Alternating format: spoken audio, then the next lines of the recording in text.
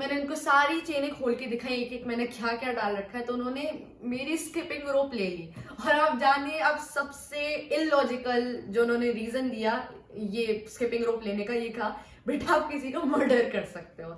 अब ये तो आज इसी किट पे मैं एक नई वीडियो बनाऊंगी, तो उस वीडियो का मतलब आज की वीडियो का नाम होगा how I pack my kit so that it is safe for travelling. तो इसके लिए हमें प्लेन्स में, एरोप्लेन्स में, ट्रेन्स में और बस कार्स में ट्रैवल करना होता है, तो हमें अपने रैकेट, शटल्स और शूज सबका ध्यान रखना होता है। और क्योंकि रैकेट एक फ्रेजाइल आइटम है तो वो आराम से टूट सकता है, इसलिए हमें एक मतलब हम अंदर से कैसे उसे सेफ रख सकते हैं और बाहर से कैसे सेफ रख सकते हैं वो सब मैं आज आपको बताऊंगी। तो आइए वीडियो चालू करते हैं।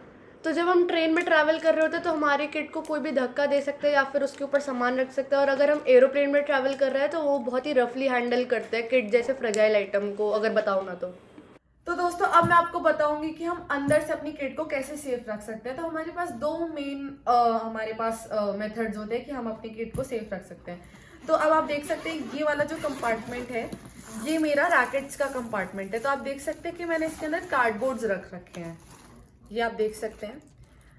तो आप ये कार्डबोर्ड्स आपको कहाँ से मिलेंगे, तो आप किसी भी आपका जो बॉक्स आता है शूज का उसमें से आप इसको फाड़ के अंदर मतलब प्लेस कर सकते हैं। आप देख सकते हैं मेरे पास, क्योंकि मेनली मैं शूज परचेज करती रहती हूँ नॉन मार्किंग वाले, तो मेरे पास एसिक्स के, स्केचर्स के कार्डबोर्ड्स पड़े रहते हैं। तो आप कार्डबोर्ड्स तो इतनी कोई अच्छी मतलब ऐसी चीज नहीं है कि आप परचेज ना कर पाओ या फिर आपको मिले ना, बहुत ही ईजिली आपको अवेलेबल होती है, मतलब आप मिल सकते हैं। आप देख सकते हैं ये मेरा रेड टेप है, नो स्पॉन्सर्ड गाइस, बट हाँ ये मेरे पास शूज के कार्डबोर्ड्स पड़े रहते हैं। तो अब आप पूछेंगे कि इसको क्यों लगाना चाहिए, तो इसको हमें इसलिए लगाना चाहिए क्योंकि हम जब प्लेन्स में ट्रैवल कर रहे होते हैं, ट्रेन्स, प्लेन्स, गाड़ियां, बसेस में, तो क्या होता है कि टर्बुलेंस आती है और शॉक हमारा लगता है तो सीधा रैकेट पे जाके नहीं लगता, इस पे रुक जाता है। तो हमारे जो रैकेट का फ्रेम या ग्रिप साइड जो भी होती है वो सब सेफ रहती है, आप देख सकते हैं।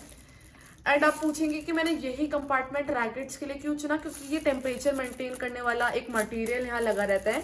तो क्या होता है, ये भी बहुत इंपॉर्टेंट है जब आप किट ले रहे होते हो, क्योंकि गर्मियाँ इतनी होती है, आप जानते ही हैं इंडिया में कितनी गर्मी होती है, तो आपके रैकेट्स का टेम्परेचर भी मेंटेन करना बहुत ज़रूरी बात होती है। इसलिए आपको हमेशा देखना चाहिए कि आपका एक ऐसा टेम्परेचर मेंटेन करने वाला पॉलीथीन लगा हो। अभी हम एक एक्स्ट्रा चीज़ और कर सकते हैं जो कि है हम अपने रैकेट्स को कवर में रख सकते हैं। और जैसे मेरे रैकेट्स, मैं आपको एग्जांपल देती हूँ, ये ड्यूरो स्ट्राइक मेरा रैकेट है, तो मैं हमेशा इसको कवर में रखती हूँ।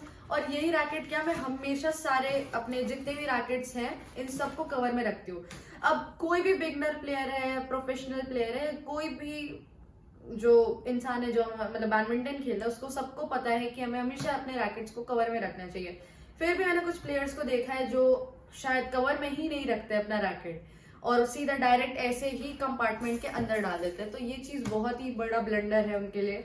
और मैंने कुछ ऐसे भी देखा कि एक ही कवर के अंदर 3-4 रैकेट्स रख लेते हैं, तो उसमें क्या होता है, फ्रिक्शन होता है रैकेट के बीच में और उसमें स्क्रैचेस आ सकते हैं। टाइम टू टाइम अगर नहीं देखा गया तो वो खराब भी हो सकता है रैकेट। और बात यही नहीं है, हमारा कवर में रखने से ये भी फायदा होता है क्योंकि जैसे ड्यूरो स्ट्राइक एक एक्सपेंसिव रैकेट है और कोई भी प्रोफेशनल प्लेयर एक एक्सपेंसिव रैकेट से ही खेलता है। तो जैसे ये एक रैकेट है तो इसको इसके हिसाब से उनका कवर डिजाइन किया जाता है, तो ये बहुत सॉफ्ट मटेरियल रहता है। अंदर आप देख सकते हैं एक पैटर्न सा भी बना हुआ है रैकेट को अंदर रखने के लिए, तो ये रैकेट जैसा ही होता है, तो बहुत सॉफ्ट है, ये बहुत कम कर देता है किसी भी शॉक के इम्पैक्ट को। और रैकेट हमेशा हमें प्रोटेक्ट रखना ही चाहिए क्योंकि रैकेट, मैं फिर बोलूंगी कि एक फ्रेजाइल आइटम है।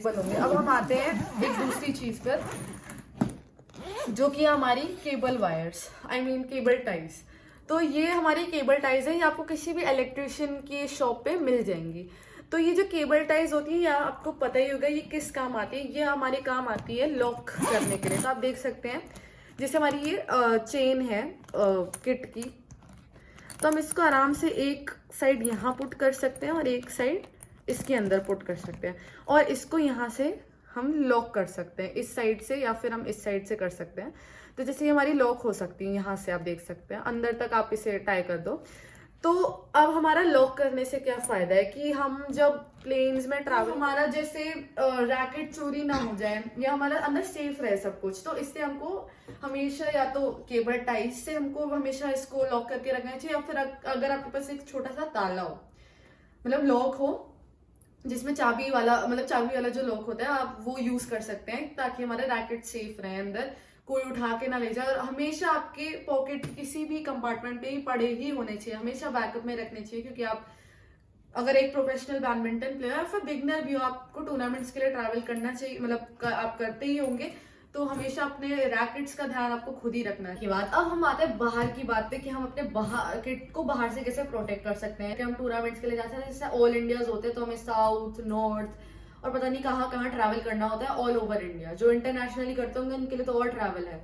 तो फिलहाल हम अभी डोमेस्टिक की ही बात करेंगे। तो हम क्या कर सकते हैं कि जैसे अगर हम कार्स में ट्रैवल कर रहे हैं, तो कार्स मैं बोलूंगी सबसे इजी चीज है, या फिर सबसे इजी व्हीकल है जिसमें हम ट्रैवल कर रहे हैं, क्योंकि वहां पे हमारे पास डिक्की होती है, ट्रंक होती है पीछे, तो उसमें हम आराम से अपना किट रख सकते हैं, ज्यादा दिक्कत नहीं होती है, और जगह वगैरह की भी कोई दिक्कत नहीं होती है।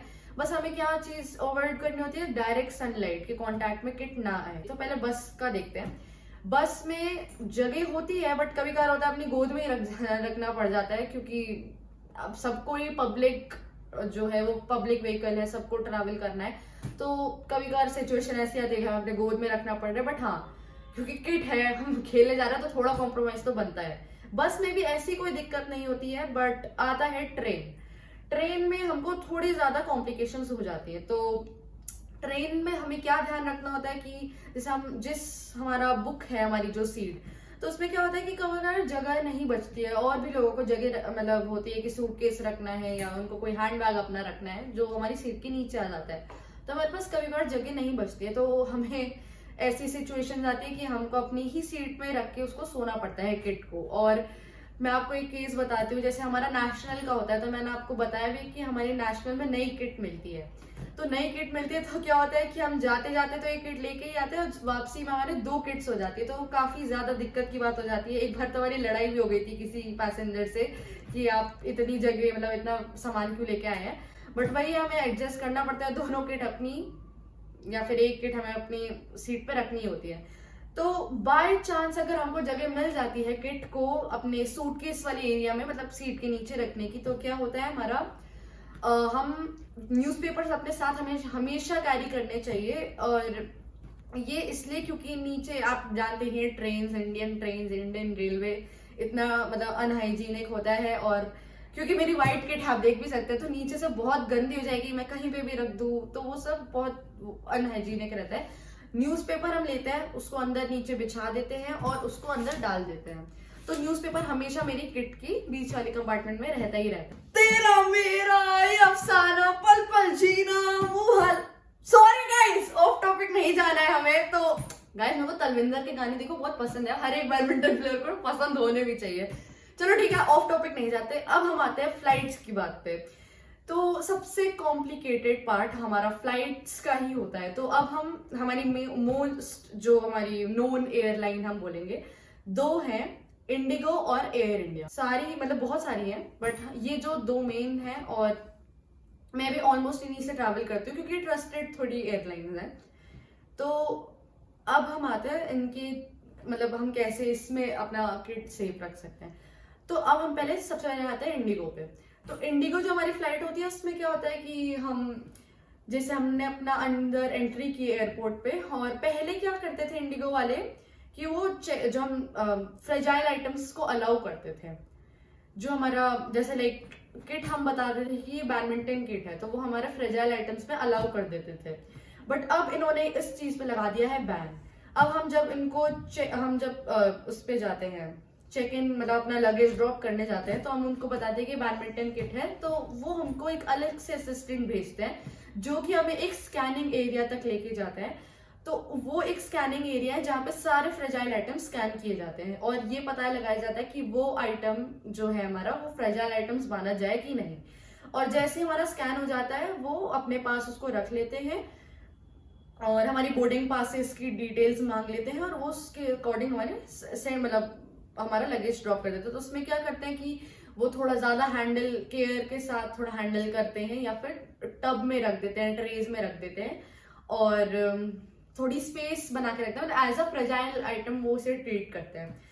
तो ये हमारा रहता है। और हमारा जो इंडिगो में है, हमारा केबिन लगेज में नहीं जाता वो, hand bag as a hand bag हम उसको नहीं ले जा सकते। तो ये हमारा रहता है इंडिगो का। तो दोस्तों अब हम आते हैं इंडिगो से हटकर एयर इंडिया पे, जो कि हमारी दूसरी एयरलाइन है, मोस्ट नोन है। तो हम जो किट है वो हमारी एयर इंडिया में केबिन में ले जाना अलाउड होती है, बट हमें सिक्योरिटी चेक के टाइप ध्यान देना होता है कि कोई भी खतरनाक आइटम जैसे कि कैंची या फिर रस्सी ना पड़ी हो।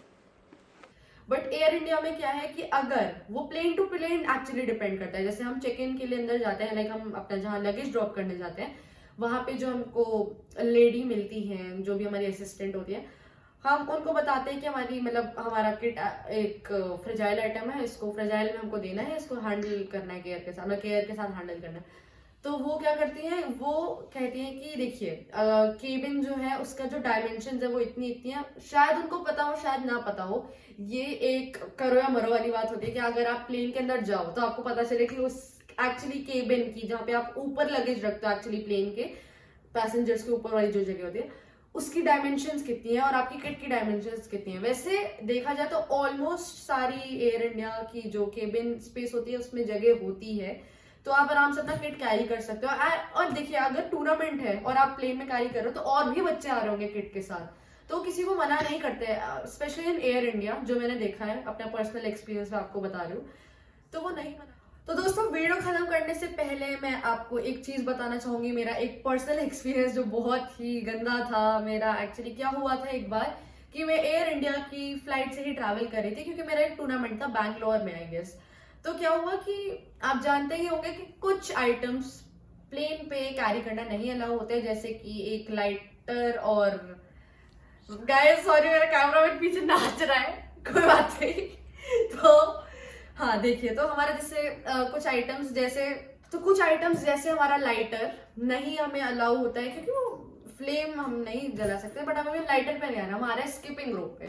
तो क्या हुआ था कि मेरी स्किपिंग रोप रखी थी। अब देखिए वो वार्म अप का एक तरीका ही है, आप स्किपिंग कर रहे हो तो आप अपनी बॉडी को वार्म रख सकते हो। थैरा बैंड्स जो होते हैं, आप अपने रेजिस्टर मतलब अपने हैंड्स बैंड सबके मतलब मसल्स जॉइंट आप सब खोल सकते हो।